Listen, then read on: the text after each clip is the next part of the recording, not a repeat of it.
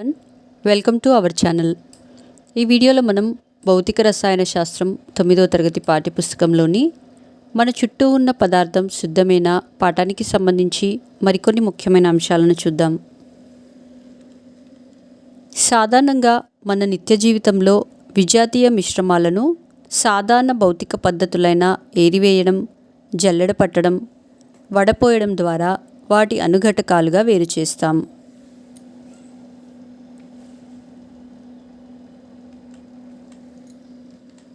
ఉప్పు మరియు అమ్మోనియం క్లోరైడ్లను వేరు చేయుటకు ఉత్పతనం అనే పద్ధతిని వాడతారు. కర్పూరం లేదా నాఫ్థలిన్ గల మిశ్రమాలను కూడా ఉత్పతనం అనే పద్ధతిని ఉపయోగించి వేరు చేస్తారు.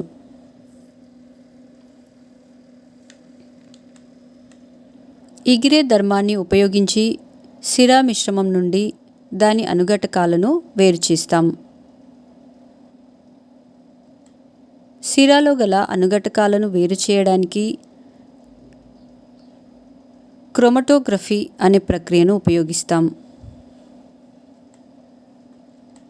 క్రోమటోగ్రఫీ అనేది ఒక ప్రయోగశాల ప్రక్రియ. క్రోమటోగ్రఫీ ద్వారా ఒక మిశ్రమంలో గల భిన్న అనుఘటకాలను వేరు చేయవచ్చు. మొక్కలలో, పుష్పాలలో ఉన్న రంగు వర్ణాలను వేరు చేయడానికి కూడా క్రోమటోగ్రఫీ పద్ధతిని ఉపయోగిస్తారు.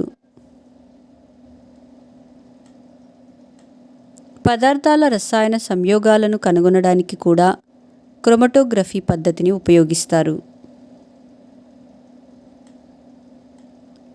ఒక ద్రవం మరొక ద్రవంలో పూర్తిగా కలిసిపోతే వాటిని మిశ్రణీయ ద్రవాలు అంటాము.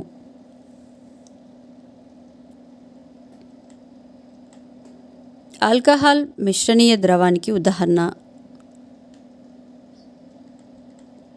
ఒక ద్రవం మరొక ద్రవంలో పూర్తిగా కలవకుండా నీటిలో నూనె మాదిరిగా ఒకదానిపై ఒకటి పొరలుగా ఏర్పడి సులువుగా వేరు చేయగలిగే ద్రవాలను అమిశ్రణీయ ద్రవాలు అంటాము.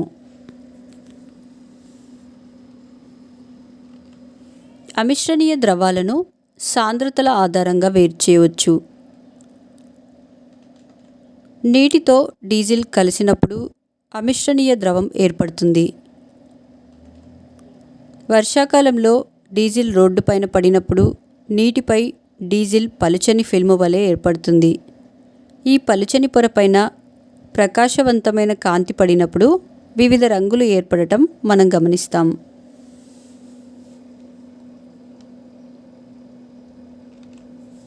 కొన్నిసార్లు రెండు ద్రవాలు కలవడం వలన సజాతీయ ద్రావణం ఏర్పడుతుంది.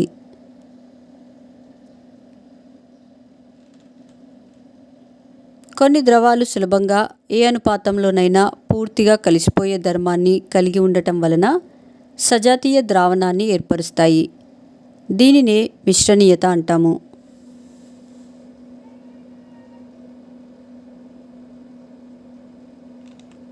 నీరు, ఇథనాల్ ఏ అనుపాతంలోనైనా కలిసిపోతాయి కావున ఇవి మిశ్రణీయ ద్రవాలు.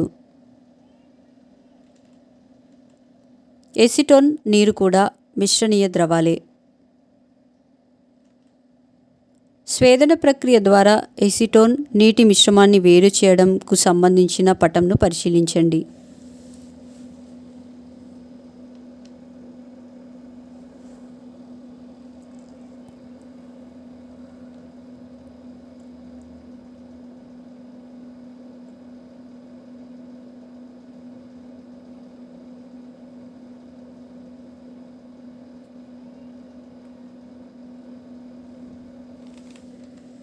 స్వేదన ప్రక్రియ ద్వారా ఎసిటోన్, నీటి మిశ్రమాన్ని వేరు చేసే ప్రయోగంలో ఎసిటోన్, నీటి మిశ్రమాన్ని స్వేదన కుప్పెలో తీసుకోవాలి. దీనికి థర్మామీటర్ను బిగించి స్టాండ్కు అమర్చాలి. కండెన్సర్ యొక్క ఒక చివరను స్వేదన కుప్పెకు బిగించి మరొక చివరలో బీకర్ను ఉంచాలి. మిశ్రమాన్ని నెమ్మదిగా వేడి చేస్తూ జాగ్రత్తగా థర్మామీటర్ను పరిశీలించాలి. స్వేదన ప్రక్రియ ద్వారా ఎసిటోన్ నీటి మిశ్రమాన్ని వేరుచేసే ప్రయోగంలో బాష్పీభవనం చెందిన ఎసిటోన్ కండెన్సర్లో ద్రవీభవనం చెందుతుంది.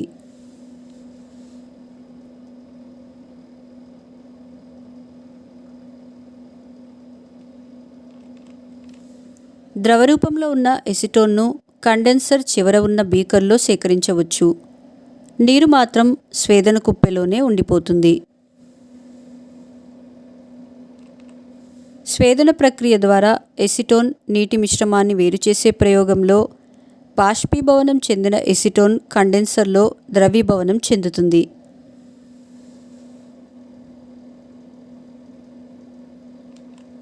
ద్రవరూపంలో ఉన్న ఎసిటోన్ను కండెన్సర్ చివర ఉన్న బీకర్లో సేకరించవచ్చు.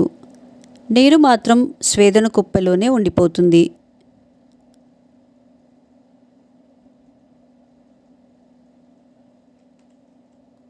మిశ్రణీయ ద్రవాలను వేరు చేయడానికి వాడే పద్ధతిని స్వేదనం అంటాము. 2 మిశ్రణీయ ద్రవాలను కలిగి ఉన్న మిశ్రమంలోని అనుఘటకాలను వేరు చేయడానికి స్వేదన పద్ధతిని ఉపయోగిస్తాం. 2 ద్రవాల బాష్పీభవన ఉష్ణోగ్రతలలో తేడా చాలా ఎక్కువగా ఉన్నప్పుడు స్వేదనం పద్ధతి ఉపయుక్తంగా ఉంటుంది.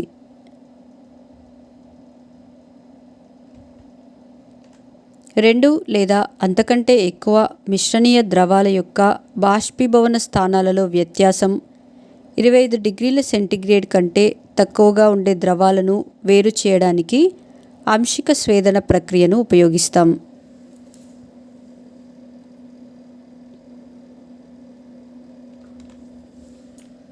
బాష్పీభవన స్థానాలలో వ్యత్యాసం 25 డిగ్రీల సెంటీగ్రేడ్ కంటే ఎక్కువగా ఉండే ద్రవాలను వేరు చేయడానికి సాధారణ స్వేదన ప్రక్రియను ఉపయోగిస్తాం.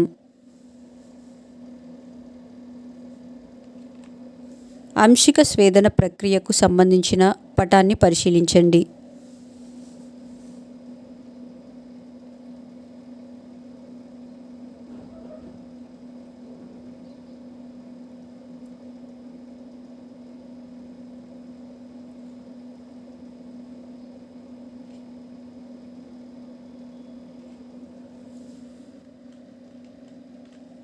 అంశిక స్వేదన ప్రక్రియలో పరికరాల అమరిక సాధారణ స్వేదన ప్రక్రియ మాదిరిగానే ఉంటుంది. స్వేదన కుప్పే మరియు కండెన్సర్ల మధ్య స్వేదన గది ఉంటుంది. స్వేదన గది అనేది గాజు పూసలు నింపబడిన ఒక నాళిక.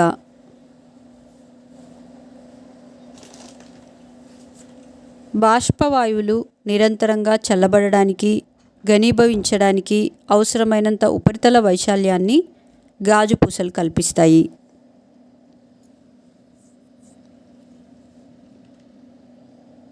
గాలి నుండి వేర్వేరు వాయువులను పొందే విధానాన్ని చూపే ఫ్లోచార్టు.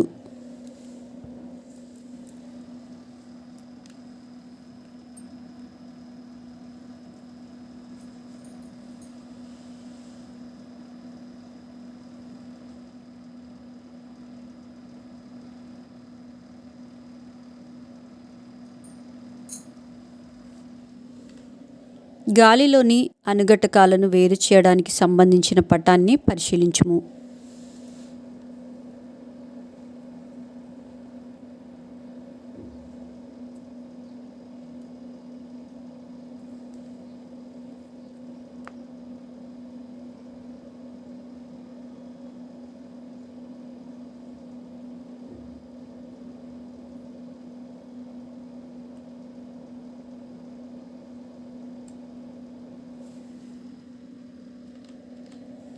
మనకు గాలిలోని ఆక్సిజన్ కావాలనుకుంటే దానిలోని ఇతర వాయువులన్నింటినీ వేరుపరచాలి. పీడనం పెంచుతూ గాలిని సంపీడ్యం చెందించాలి. తర్వాత ఉష్ణోగ్రతను తగ్గించి చల్లబరచాలి.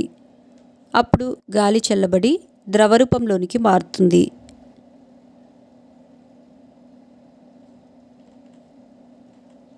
ద్రవరూపంలో ఉన్న గాలిని స్వేదన గదిలో వెచ్చబరిచినట్లయితే వేర్వేరు ఉష్ణోగ్రతల వద్ద వాయువులు వాటి మరుగు స్థానాలను అనుసరించి వేరవుతాయి.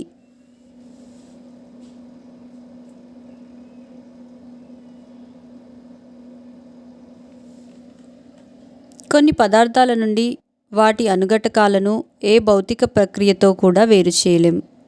ఇలాంటి పదార్థాలనే శుద్ధ పదార్థాలు అంటాము. గాఢ కాపర్ సల్ఫేట్ ద్రావణంతో అల్యూమినియం రేకు రసాయనిక చర్య జరుపుతుంది. ఈ చర్యలో కాపర్ సల్ఫేట్ ద్రావణంలో కాపర్ లోహం వేరుపడి అల్యూమినియం రేకుపై పూతగా ఏర్పడుతుంది.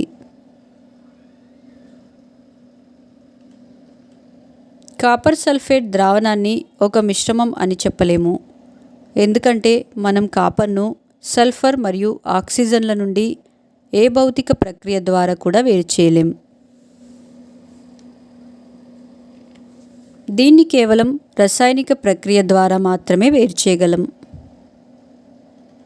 అందుకే కాపర్ సల్ఫేట్ వంటి పదార్థాలను సంయోగ పదార్థాలు అంటాము.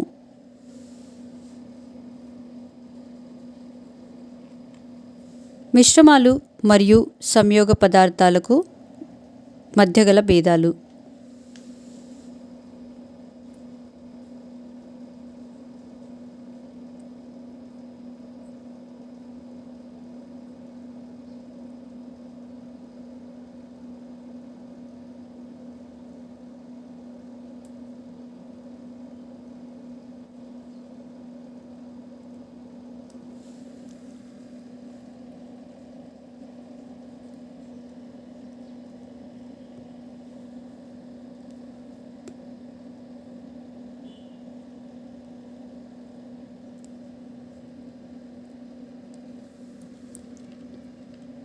సంయోగ పదార్థాలను మనం శుద్ధ పదార్థాలుగా చెప్పవచ్చు.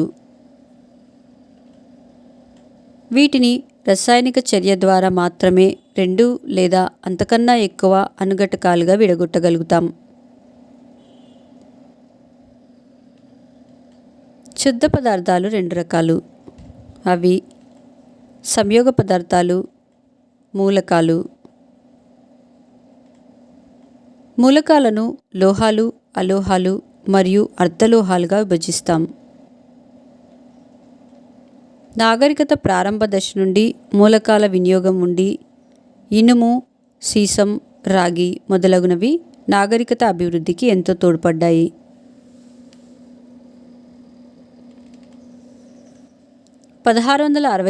సంవత్సరంలో హెన్నింగ్ బ్రాడ్ అనే జర్మనీ రసవాది మూత్రాన్ని మరిగించి భాస్వరంను కనుగొనే ప్రయత్నం చేశాడు.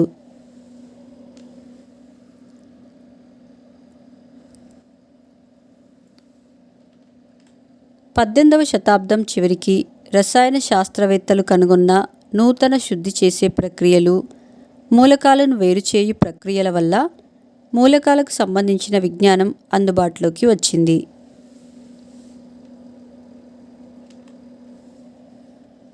Sir Humphry Davy sodium, magnesium, boron, chlorine వంటి ఎన్నో మూలకాలను కనుగొనుటలో విజయం సాధించాడు.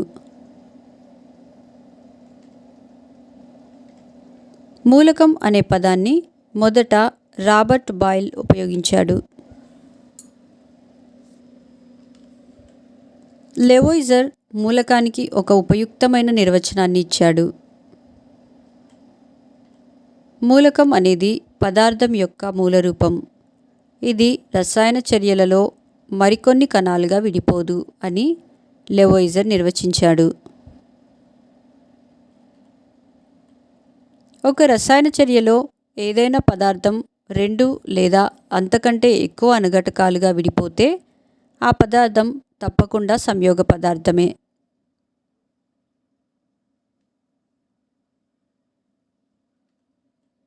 ఇనుపరజను, సల్ఫర్ పొడి కలిగిన పదార్థం సజల HCl లేదా H2SO4 ద్రావణంతో చర్యనొందినప్పుడు హైడ్రోజన్ వాయువు విడుదలవుతుంది.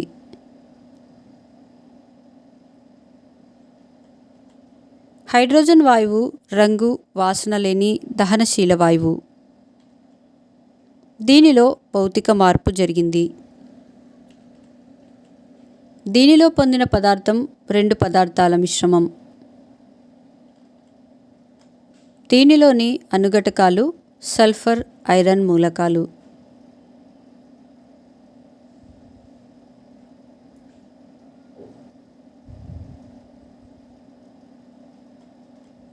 దీనిలోని ఏర్పడిన మిశ్రమం అనుఘటకాల ధర్మాలని కలిగి ఉంది. ఇనుపరజను సల్ఫర్ పొడి కలిగిన పదార్థంను ఎరుపు రంగు వచ్చే వరకు వేడి చేస్తే వచ్చిన పదార్థం సజల HCl లేదా H2SO4 ద్రావణంతో చర్యనొందినప్పుడు హైడ్రోజన్ సల్ఫైడ్ వాయువు విడుదలవుతుంది. ఇది రసాయనిక మార్పు.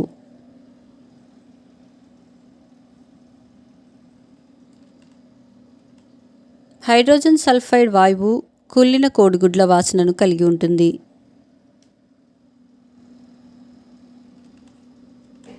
దీనిలో పొందిన పదార్థం సంయోగ పదార్థం. దీనిలో 2 మూలకాలను తీవ్రంగా వేడి చేయడం వల్ల సంయోగ పదార్థం ఏర్పడింది. దీనిలో ఏర్పడిన సంయోగ పదార్థ ధర్మం ఇది తయారవ్వడానికి కలిసిన ధర్మాలకు భిన్నమైన ధర్మాలను కలిగి ఉంటుంది.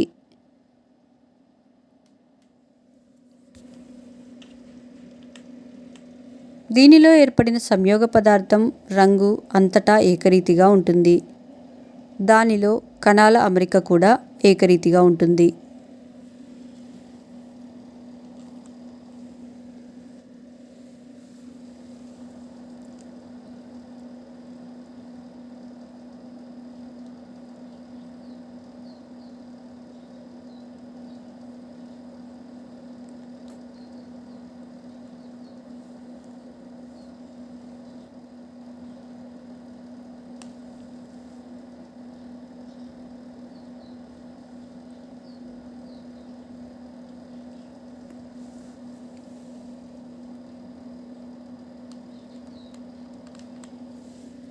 మా నెక్స్ట్ వీడియోస్ యొక్క నోటిఫికేషన్ మీకు రావాలంటే మా ఛానల్ను సబ్స్క్రైబ్ చేసి బెల్ బటన్ నొక్కగలరు. అలాగే మా వీడియోస్ని లైక్ చేసి షేర్ చేయగలరు.